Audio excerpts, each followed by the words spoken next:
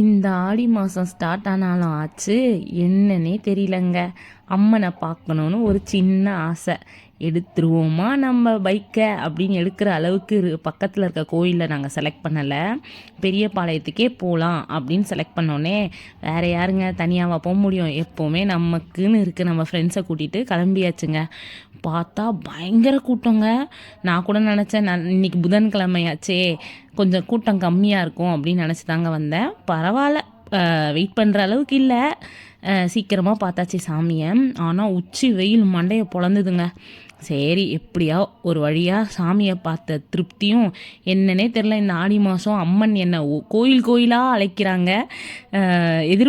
நான்லாம் ரொம்ப பக்திமான்லாம் இல்லைங்க, ஓரளவுக்கு பக்தி தான். பட் ஆனால் ஒரு நாள் சாமி கும்பிட்டாலும் உருப்படியாக சாமி கும்பிடுவாங்கன்னு சொல்லுவாங்கள்ல. ஸோ அந்த கேட்டகரிங்க.